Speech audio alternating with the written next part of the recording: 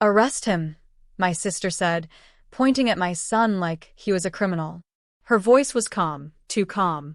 The officer hesitated. Ma'am, he's just a child. He stole my diamond bracelet, she snapped. It's worth 20,000. Check his backpack. I stood frozen at the edge of the porch, clutching my purse so tightly my fingers ached. My son, Eli, only 11, was crying, shaking his head, whispering, Mom, I didn't take anything. The officers looked uncomfortable, but they followed orders. One of them, young, nervous, unzipped his little backpack. Inside, a bracelet. Glittering, shiny, carefully planted. No, I gasped. That wasn't there before. My sister folded her arms, smirking. Guess you shouldn't have raised a thief. Behind her, my parents stood watching from the doorway. Not a word. Not a single word to defend him. The officers cuffed Eli's tiny wrists. The sound of the metal closing around him shattered something deep inside me. He turned toward me, tears streaming down his face. Mommy, I swear I didn't. I know, I whispered. I know, baby. As the police car pulled away, I looked at my sister. Why? She smiled, adjusting her hair. Because you've always thought you were better than me. That was the moment something inside me died, and something else was born. Cold. Focused. Unforgiving. My name is Lena Hart, I'm 31, and that day, I stopped being the nice sister.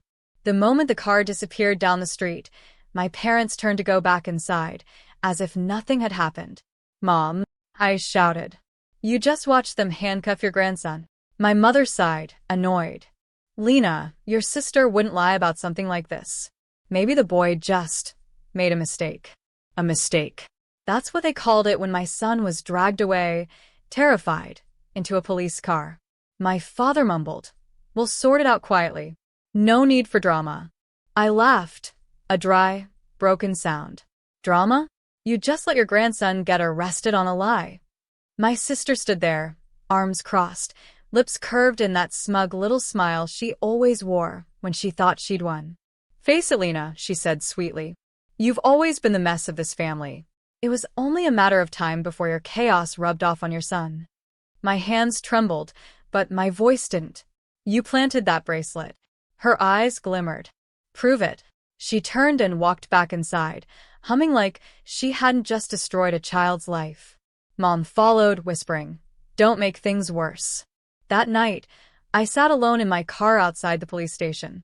Eli was inside, scared, crying. I couldn't reach him. Not yet. But I remembered every smirk, every word, every look of satisfaction on my sister's face. She thought she'd broken me, but what she really did was wake me up. By morning, I wasn't crying anymore. I was planning. Eli was released into my custody after the officers confirmed his age, but the stain was already there. The whispers, the headlines, the sideways glances at school. Son of accused thief. I watched him sleep on the couch, his little wrists still marked red from the cuffs. My stomach twisted. This wasn't about a bracelet anymore. It was about power. My sister's favorite currency. I spent the next day quietly gathering. Screenshots, texts, bank statements, everything she'd ever bragged about while drunk at family dinners. Her fake charity fund. Her ghost employees.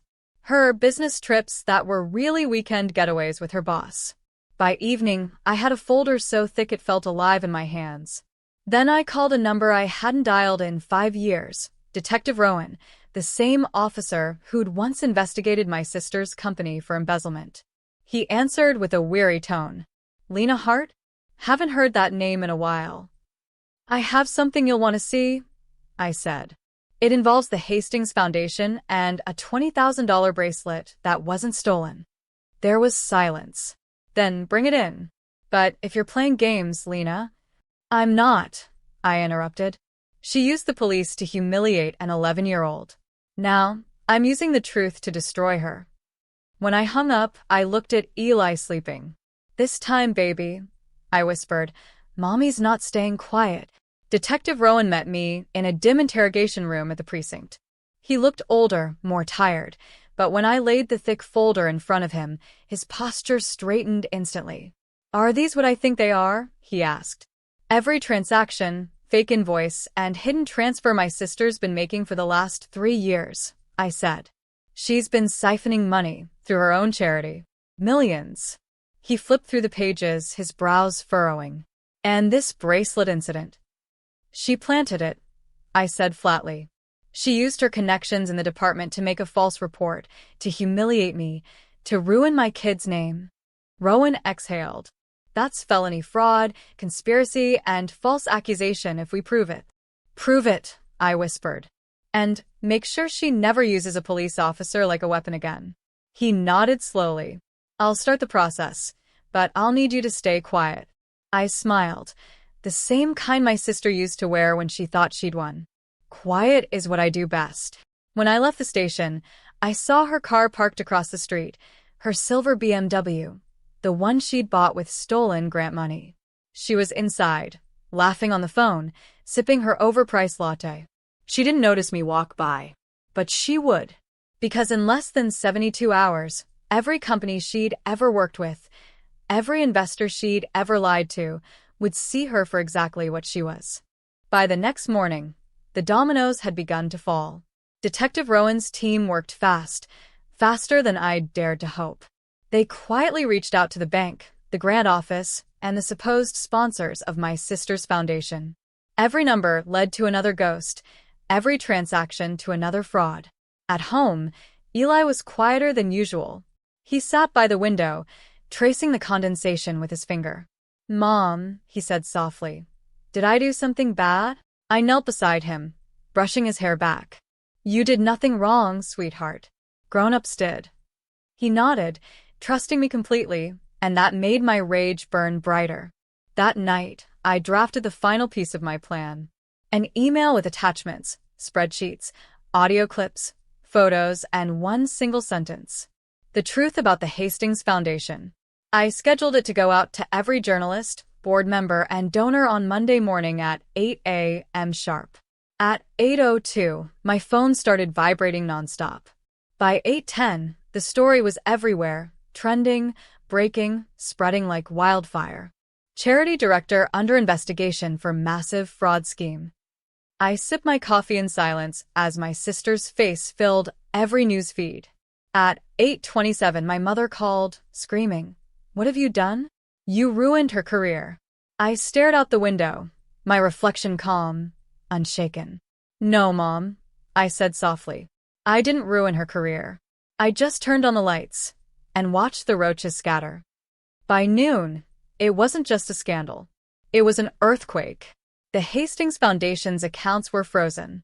The board of trustees resigned in panic. Reporters camped outside her gated community. Every channel played the same footage, my sister in her designer coat, covering her face with a handbag while cameras flashed. And yet, she still had the audacity to call me. Her voice shook, but not from guilt, from fury. "You think this makes you better than me? You humiliated your own family. You destroyed everything." I held the phone to my ear, silent for a beat. Then I said, "You destroyed it yourself the moment you called the police on my child." "You don't understand, Lena," she shouted. "It was just supposed to scare him, not what?" I cut in. "Not handcuff him? Not traumatize him? Not make him think he's worthless because his mother isn't rich enough?" Her silence was my answer. "Listen carefully," I said, my voice low, calm, deliberate. "You always thought you were untouchable because Mom and Dad covered for you. But now, the law doesn't care who you're related to. And neither do I." When I hung up, I felt something I hadn't in years, peace. Eli peeked into the room, worried. "Are you okay, Mom?" I smiled at him, really smiled this time. "Yeah," I whispered. "I think we both are, finally." Outside, the headlines rolled on. Justice had only just begun. The next few days felt like a movie in slow motion. Every hour brought a new headline, a new twist. Investigators confirmed that my sister had forged grant receipts and funneled over $4.3 million into offshore accounts. My parents tried to reach me, text after text, voicemail after voicemail, all saying the same thing. Family shouldn't destroy family. But they'd already chosen a side long ago. When the reporters showed up at their doorstep, I knew the truth had landed. Mom called, sobbing, saying she couldn't believe the police were taking my sister in for questioning. "She's your sister, Lena. Blood is blood," she cried. "Tell that to the 11-year-old you watched being dragged out in handcuffs." I replied, my voice trembling but firm. "You called that discipline. I call it betrayal." There was nothing but silence after that. Later that evening, as the sun dipped low, I stood at the window watching Eli build a Lego tower on the rug. He was humming to himself, calm, safe, something I hadn't seen in months. My phone buzzed. A message from Detective Rowan. She confessed. "You and your son won't have to testify." I read it twice, then locked the screen and exhaled deeply. For the first time in years, the house didn't feel haunted. It felt like ours again, peaceful, steady, and whole. Eli looked up and smiled. "Mom, can we bake cookies tonight?" I smiled back. "Yeah, baby, we can." The trial came and went faster than anyone expected. My sister took a plea deal, 5 years, reduced for cooperation. Her husband lost his teaching license for falsifying financial records, and my parents?